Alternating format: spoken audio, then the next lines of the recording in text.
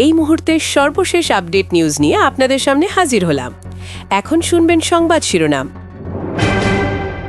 নির্বাচনে পাশার দান উল্টে দিল পোস্টাল ভোট, এগিয়ে জামায়াত, কপাল পড়ল বিএনপির। ভারতের সংবাদ মাধ্যমে চাঞ্চল্যকর তথ্যভাস, বিএনপির সাথে গোপন সমঝোতা শেখ হাসিনার। বিএনপি সরকার গঠন করলে দেশে ফিরবেন হাসিনা।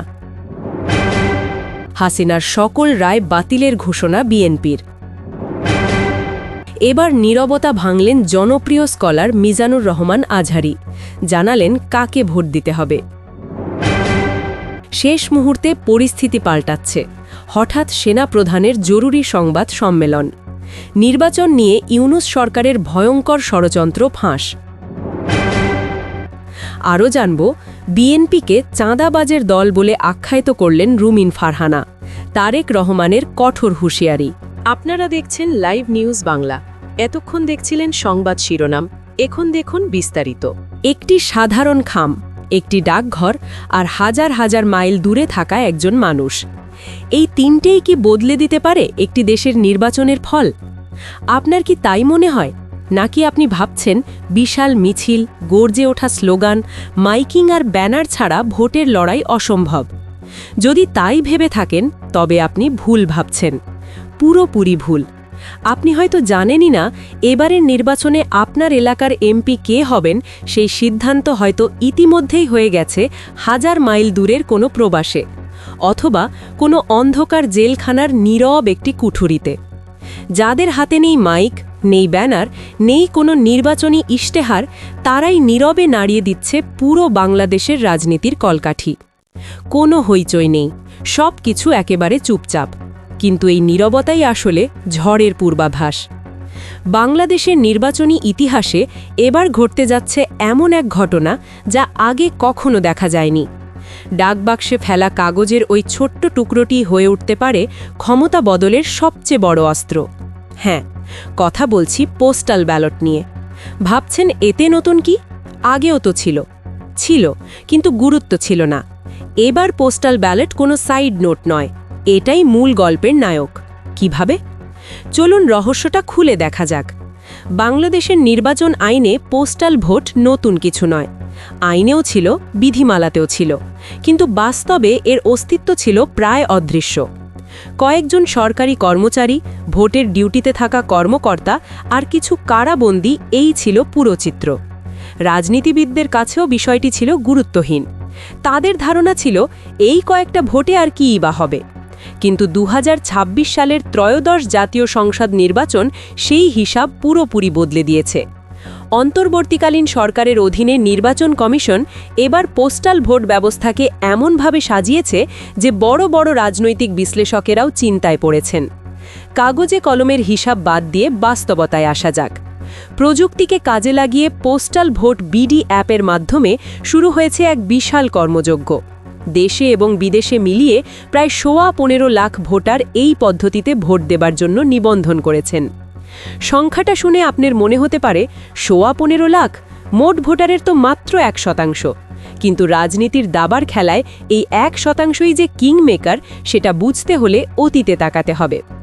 আগের নির্বাচনগুলোর ফল বিশ্লেষণ করলে দেখা যায় অসংখ্য আসনে জয় পরাজয়ের ব্যবধান ছিল মাত্র 2 থেকে 4 হাজার ভোটের।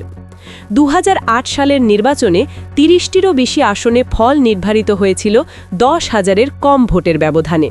আর এবার কোনো আসনে গড়ে 5 থেকে 10,000, কোথাও আবার 16,000 পর্যন্ত পোস্টাল ভোট পড়ছে। অর্থাৎ কেন্দ্রে হাজার হাজার ভোটে এগিয়ে থেকেও ডাকযোগে আসা খামগুলো একজন প্রার্থীর জয় ছিনিয়ে নিতে পারে।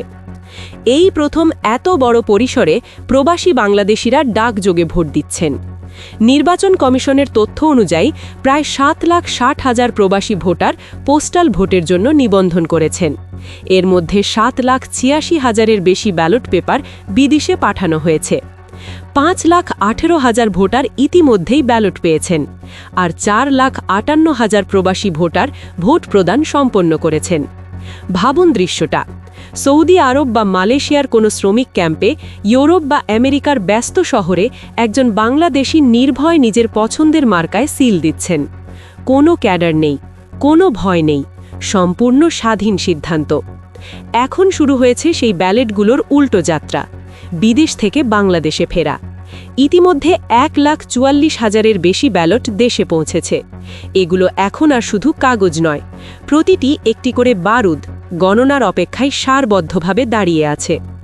নির্বাচন কমিশন ও রাজনৈতিক দলগুলোর সবচেয়ে বড় দুশ্চিন্তা হল এই ভোটগুলোর কোনো নির্দিষ্ট প্যাটার্ন নেই। এই ভোটাররা প্রচলিত প্রচারণার বাইরের মানুষ, তাদের প্রভাবিত করা কঠিন, আর কোন দিকে ভোট যাবে আগাম বোঝা প্রায় অসম্ভব। দেশের ভেতরেও পোস্টাল ভোটের চিত্র কম চমকপ্রদ নয়। প্রায় 7,60,000 ভোটার দেশের অভ্যন্তরে এই পদ্ধতিতে নিবন্ধিত।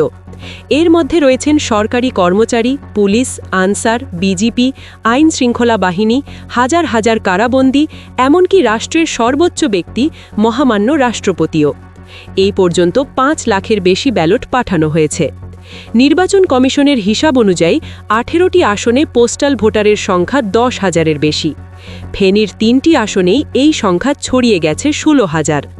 অর্থাৎ কোনো প্রার্থী কেন্দ্রে 5,000 ভোটে এগিয়েও নিশ্চিন্ত থাকতে পারবেন না। সাবেক অতিরিক্ত সচিব জেসমিন টুলির ভাষায়, কোনো আসনে যদি 10,000 পোস্টাল ভোটের 70-80% একটি বক্সে পড়ে, তাহলে ফল পাল্টেতে সময় লাগবে না। এবার পোস্টাল ভোটের গুরুত্ব শুধু এমপি নির্বাচনে সীমাবদ্ধ নয়, এর সঙ্গে যুক্ত হয়েছে আরও বড় হিসাব, জুলাই জাতীয় সনদে হ্যাঁ বা না ভোট। এখানে সিদ্ধান্ত হবে আসন ভিত্তিক নয়, বরং 300 আসনের মোট ভোটের যোগফলে। রাষ্ট্রের কাঠামো বদলের চারিকাঠি লুকিয়ে আছে এই পোস্টাল ব্যালটগুলোর ভেতরেই। তবে অভিযোগও আছে, কিছু ব্যালট প্রার্থিতা চূড়ান্ত হওয়ার আগেই পাঠানো হয়েছে বলে অভিযোগ উঠেছে। সামাজিক যোগাযোগ মাধ্যমে ছড়িয়েছে রাজনৈতিক নেতাদের হাতে বস্তা ভর্তি ব্যালটের ভিডিও। যদিও সেগুলোর সত্যতা যাচাই করা কঠিন, তবুও সন্দেহ তৈরি হয়েছে। আন্তর্জাতিক পরিসংখ্যান বলে, বিশ্বে গড়ে 24% পোস্টাল ব্যালট নষ্ট হয় বা গন্তব্যে পৌঁছায় না। বাংলাদেশেও কি তাই হবে?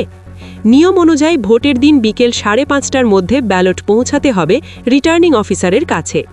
ডাক বিভাগের দেরি বা লজিস্টিক সমস্যায় যদি অনেক ব্যালট সময় মতো না আসে, তাহলে সেগুলো গণনায় পড়বে না। তখন প্রশ্ন উঠবে, এই বিপুল ভোটারের ভোটাধিকার কি মূল্যহীন হয়ে যাবে? সংস্কার কমিশনের প্রধান বদিউল আলম মজুমদার পুরো ব্যবস্থাকে তুলনা করেছেন একটি ব্ল্যাক বক্সের সাথে। অ্যাপ ট্র্যাকিং ডিজিটাল হলেও মাঝখানের কিছু ধাপ এখনও অস্পষ্ট, আর এই অস্পষ্টতায় জন্ম দিচ্ছে সন্দেহের। তবুও একটি বিষয় দিবালোকের মতো স্পষ্ট, বাংলাদেশের নির্বাচনী সংস্কৃতিতে এক বিশাল পরিবর্তন এসে গেছে। রাজপথের মিছিল আর কেন্দ্র দখলের যুগ পেরিয়ে এবার আলোচনায় এসেছে ডাক বাক্সের শক্তি। পোস্টাল ভোট নীরব ঘাতকের মতো হাজির হয়েছে। কেউ বুঝতে পারেনি কখন এটি এত বড় শক্তিতে পরিণত হয়েছে। এখন প্রশ্ন একটাই, এই নীরব শক্তি কার পক্ষে যাবে? শেষ হাসি কে হাসবে?